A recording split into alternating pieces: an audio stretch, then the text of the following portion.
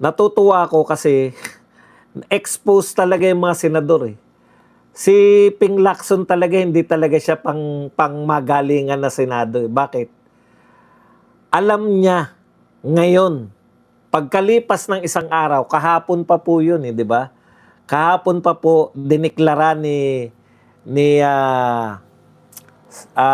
presiding officer, Chis Escudero. Kahapon niya pa diniklara. Ano yung diniklara niya kahapon? Na 16 ang kinakailangan to convict. Tapos, wala pong nag-question. Wala nag-object. Walang kumwestiyon sa sinabi ni ano. Kasi, inilagay niya sa opening statement niya. Eh, mababagal sila mag-isip. Hindi po kasalanan yan. No? Hindi po kasalanan yan kung may agenda man si ano. Siyempre, alam natin yung agenda ni Chis Escudero, di ba? Mabawi niya yung mga galit ng mga Duterte supporters. Yun naman talaga yan. Personal po yung agenda niya. Oh. So, gusto po niya na, ano, kaya pinaglaban niya, 16, di ba? Eh, walang pumalag kahapon. Hindi na po kasalanan niya ng presiding officer. Pag hindi niyo siya pinalagan. Kasi, sasadyain niya yan eh. So, pagkatapos ng isang araw, dahil mabagal mag-isip si Lacson, o may nag-ano lang sa kanya, meron lang nag-point out sa kanya na, teka muna, Lacson, mukhang naisahan kayo ni Chis Escudero ah. Paano na yung paglalaban natin na 16? Eto tanong mo. Tinanong niya po ngayon, di ba? Yung po bang 16 to convict ay opinion nyo lang o yun na yung desisyon ng impeachment court? Eh sinabi ko yung kahapon, wala naman nag-object eh. Ano na po yan? Pasya na yan. Hindi po kasalanan ng mga presiding officer kung nagpasya siya at wala nag-object. Pwede mo kasing mag-object eh. Katulad ng ginawa ni Pia Cayetano. Nag-object po siya. Mamaya na yung kay Pia Cayetano. Dito muna tayo kay Ping Lacson. So, sa makatuwid, nag-object siya. Ay hindi siya nag-object dun, nung sinabi yung 16. Kasi feeling nila, panalo sila, di ba?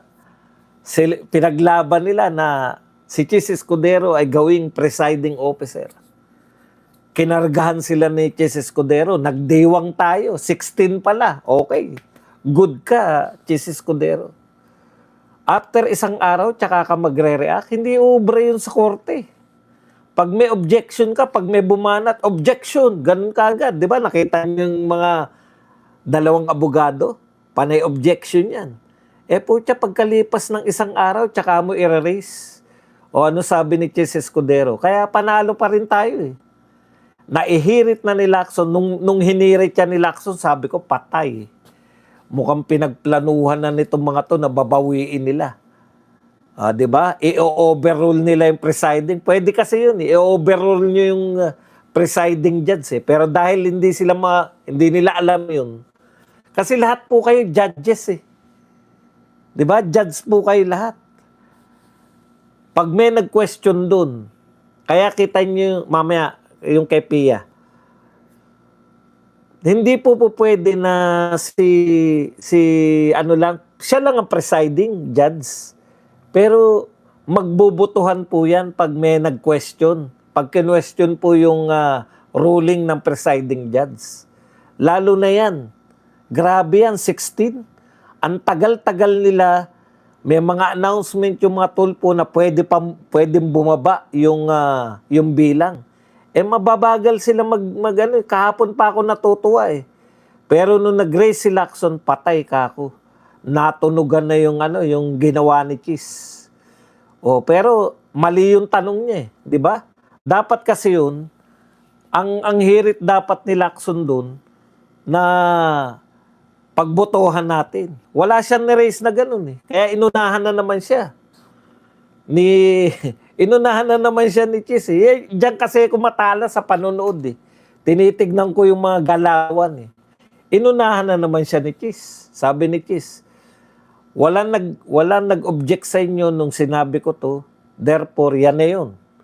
Ngayon, kung meron pa kayong hirit, Sumulat na kayo sa Supreme Court. Pucha, alam ba nila gagawin nila? Yan yung problema nila. Kaya nanatili po yung 16. Pag dinaan po kasi yan sa Supreme Court, katulad po yung mga naghirit, pwede matatanggal na si Chis kasi inangal na sa Supreme Court.